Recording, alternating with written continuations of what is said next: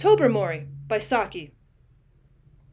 It was a chill, rain-washed afternoon of a late August day, that indefinite season when partridges are still in security or cold storage, and there's nothing to hunt, unless one is bounded on the north by the Bristol Channel, in which case one may lawfully gallop after fat red stags. Lady Blemley's house party was not bounded on the north by the Bristol Channel, hence there was a full gathering of her guests around the tea-table on this particular afternoon.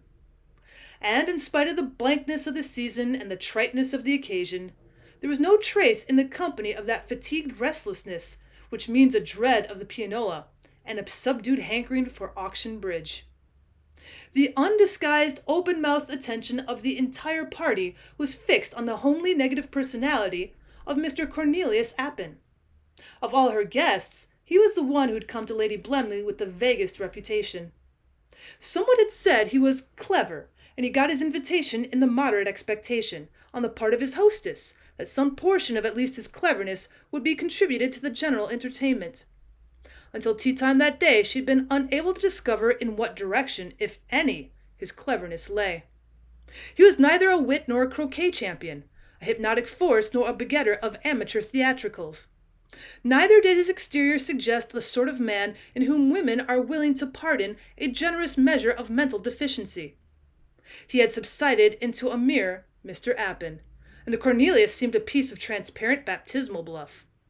And now he was claiming to have launched on the world a discovery beside which the invention of gunpowder, of the printing press, and of steam locomotion, those were inconsiderable trifles. Science had made bewildering strides in many directions during recent decades, but this thing seemed to belong to the domain of a miracle, rather than to scientific achievement. "Do you really ask us to believe," Sir Wilfrid was saying, "that you've discovered a means for instructing animals in the art of human speech, and that dear old Tobermory has proved your first successful pupil?" "Well, it's a problem at which I've worked at for the last 17 years, said Mr. Appin. "But only during the last 8 or 9 months have I been rewarded with glimmerings of success.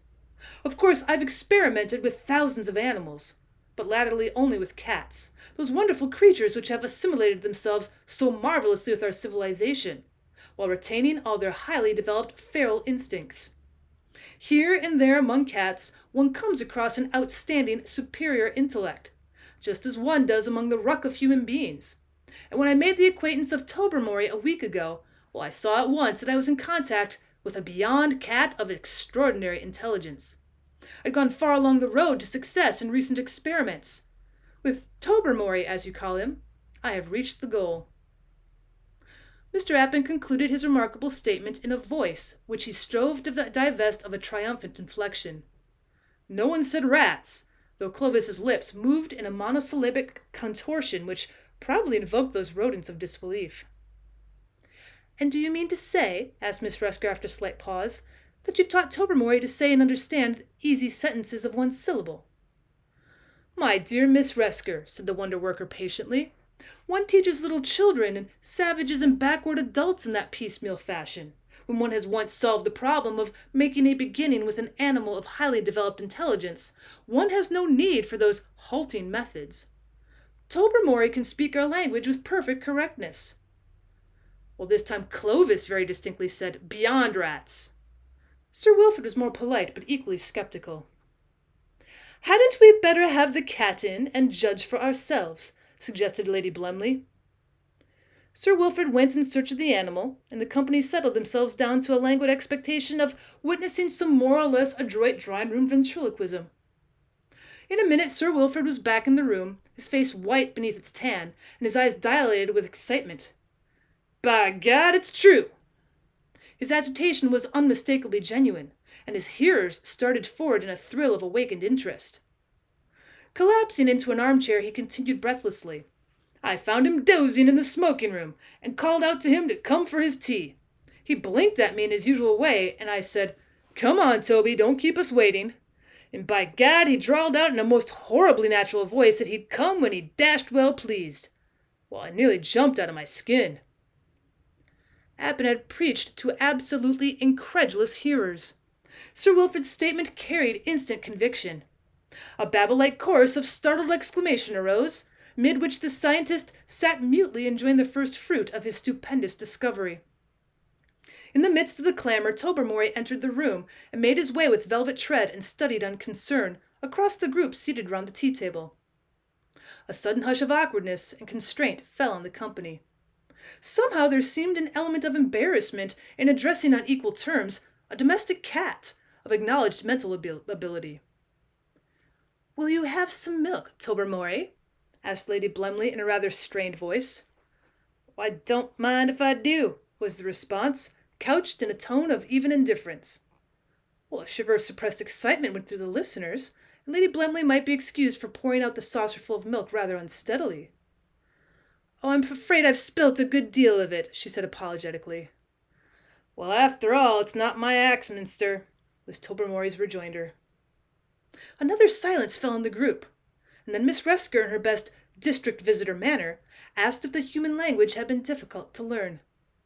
Tobermory looked squarely at her for a moment, and then fixed his gaze serenely on the middle distance. It was obvious that boring questions lay outside his scheme of life. "What do you think of human intelligence?" asked Mavis Pellington lamely. "Of whose intelligence in particular?" asked Tobermory coldly. Well, mine, for instance," said Mavis with a feeble laugh. "You put me in an embarrassing position," said Tobermory, whose tone and attitude certainly did not suggest a shred of embarrassment. "When your inclusion in this house party was suggested, Sir Wilfrid protested that you were the most brainless woman of his acquaintance, and that there was a wide distinction between hospitality and the care of the feeble-minded. Lady Blemley replied that your lack of brain power was the precise quality which had earned you your invitation, as you were the only person she could think of who might be idiotic enough to buy their old car. You know, the one they call the envy of Sisyphus, because it goes quite nicely uphill if you push it." Lady Blemley's protestations would have had a greater effect if she had not casually suggested to Mavis only that morning that the car in question would be just the thing for her down at her Devonshire home. Major Barfield plunged in heavily to effect a diversion. "Well, how about your carryings on with the tortoiseshell puss up at the stables, eh?" The moment he'd said it, everyone realized the blunder. "One does not usually discuss these matters in public," said Tobermory frigidly. "From a slight observation of your ways since you've been in this house, I should imagine you'd find it inconvenient if I were to shift the conversation onto your own little affairs." The panic which ensued was not confined to the Major. "Would you like to go and see if the cook has got your dinner ready?" suggested Lady Blemley hurriedly, affecting to ignore the fact that it wanted at least 2 hours till Tobermory's dinner time. "Thanks," said Tobermory. "Not quite so soon after my tea. I don't want to die of indigestion." "Well, cats have 9 lives, you know," said Sir Wilfrid heartily. "Possibly," answered Tobermory, "but only 1 liver." "Adelaide," said Mrs. Cornett, "do you mean to encourage that cat to go out and gossip about us in the servants' hall?" Well, now the panic indeed had become general. A narrow ornamental balustrade ran in front of most of the bedroom windows at the towers, and it was recalled with dismay that this had formed a favourite promenade for Tobermory at all hours, whence he could watch the pigeons, and heaven knew what else besides. If he intended to become reminiscent in his present outspoken strain, the effect would be something more than disconcerting. Mrs. Cornett, who spent much of her time at the toilet table, and whose complexion was reputed to be of a nomadic though punctual disposition, looked as ill at ease as the Major. Miss Scrawn, who wrote fiercely sensuous poetry and led a blameless life, merely displayed irritation. If you're methodical and virtuous in private, you don't necessarily want everyone to know it. Bertie Van Tan, who was so depraved at 17 that he had long ago given up trying to be any worse, turned a dull shade of gardenia white. But he did not commit the error of dashing out of the room like Odo Finsbury, a young gentleman who was understood to be reading for the church, and who possibly disturbed at the thought of scandals he might hear concerning other people. Clovis had the presence of mind to maintain a composed exterior. Privately, he was calculating how long it would take to procure a box of fancy mice through the agency of the Exchange and Mart as a species of hush money. Even in a delicate situation like the present, Agnes Resker could not endure to remain too long in the background. "Why did I ever come down here?" she asked dramatically. Tobermory immediately accepted the opening. "Well, judging by what you said to Mrs. Cornett on the croquet lawn yesterday, you were out for food. You described the Blemleys as the dullest people to stay with that you knew. but said that they were clever enough to employ a first-rate cook. Otherwise, they'd find it difficult to get anyone to come down a second time. "There's not a word of truth in it! I appeal to Mrs. Cornett!" exclaimed the discomfited Agnes. "Mrs. Cornett repeated your remark afterwards to Bertie Van Tan," continued Tobermory, "and said that woman is a regular hunger marcher. She'd go anywhere for 4 square meals a day, and Bertie Van Tan said—" Well, at this point the chronicle mercifully ceased. Tobermory had caught a glimpse of the big yellow Tom from the rectory working his way through the shrubbery towards the stable wing. In a flash, he had vanished through the open French window. With the disappearance of his too brilliant pupil, Cornelius Appin found himself beset by a hurricane of bitter upbraiding, anxious inquiry, and frightened entreaty. The responsibility for the situation lay with him, and he must prevent matters from becoming worse. Could Tobermory impart his dangerous gift to other cats? Was the first question he had to answer. Well, it was possible, he replied, that he might have initiated his intimate friend, the stable puss, into his new accomplishment, but it was unlikely that his teaching could have taken a wider range as yet. Well then, said Mrs. Cornett, Tobermory may be a valuable cat and a great pet, but I'm sure you'll agree, Adelaide, that both he and the stable cat must be done away with without delay. You don't suppose I've enjoyed the last quarter of an hour, do you? Said Lady Blumley bitterly. My husband and I are very fond of Tobermory. At least we were before this horrible accomplishment was infused into him. But now, of course, the only thing to do is have him destroyed as soon as possible. Well, we can put some strychnine in the scraps he always gets at dinner time, said Sir Wilfrid, and I will go down and drown the stable cat myself. The coachman will be very sore at losing his pet, but I'll say a very catching form of mange has broken out in both cats, and we're afraid of it spreading to the kennels. But my great discovery, expostulated Mr. Appin, after all my years of research and experiment. Well, you can go and experiment on the shorthorns at the farm who are under proper control, said Mrs. Cornett, or the elephants at the zoological gardens. They're said to be highly intelligent, and they have this recommendation that they don't come creeping about our bedrooms and under chairs and so forth. An archangel ecstatically proclaiming the millennium and then finding that it clashed unpardonably with Henley, it would have to be indefinitely postponed, could hardly have felt more crestfallen than Cornelius Appin at the reception of his wonderful achievement. Public opinion, however, was against him. In fact, had the general voice been consulted on the subject, it's probable that a strong minority vote would have been in favor of including him in the strychnine diet. Defective train arrangements and a nervous desire to see matters brought to a finish prevented an immediate dispersal of the party, but dinner that evening was not a social success. Sir Wilfrid had a rather trying time with the stable cat, and subsequently with the coachman. Agnes Resker ostentatiously limited her repast to a morsel of dry toast, which she bit as though it were a personal enemy, while Mavis Pellington maintained a vindictive silence throughout the meal.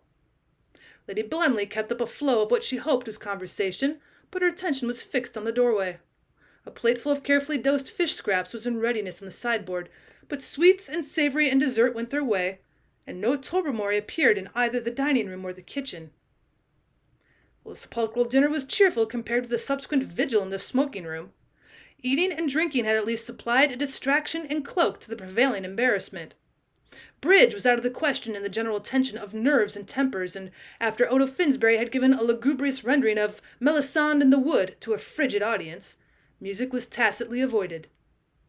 At 11 the servants went to bed, announcing that the small window in the pantry had been left open as usual for Tobermory's private use. The guests read steadily through the current batch of magazines and fell back gradually onto the badminton library and bound volumes of Punch. Lady Blemley made periodic visits to the pantry, returning each time with an expression of listless depression which forestalled questioning. At 2 o'clock, Clovis broke the dominating silence. He won't turn up tonight. He's probably in the local newspaper office at the present moment, dictating the first installment of his reminiscences. Lady What's-Her-Name's book won't be in it. It will be the event of the day. Having made this contribution to the general cheerfulness, Clovis went to bed. At long intervals, the various members of the house party followed his example. The servants taking round the early tea made a uniform announcement in reply to a uniform question. Tobermory had not returned. Breakfast was, if anything, a more unpleasant function than dinner had been, but before its conclusion the situation was relieved. Tobermory's corpse was brought in from the shrubbery, where a gardener had just discovered it. From the bites on his throat and yellow fur which coated his claws, it was evident that he had fallen in unequal combat with the big Tom from the rectory. Well, by midday, most of the guests had quitted the towers, and after lunch, Lady Blemley had sufficiently recovered her spirits to write an extremely nasty letter to the rectory about the loss of her valuable pet. Well, Tobermory had been Appin's one successful pupil, and he was destined to have no successor. A few weeks later, an elephant in the Dresden Zoological Garden, which had shown no previous signs of irritability, broke loose and killed an Englishman who had apparently been teasing it. The victim's name was variously reported in the papers as Oppen and Eppelin, but the front name was faithfully rendered as Cornelius. "Well, if he was trying German irregular verbs on the poor beast," said Clovis, "he deserved all he got."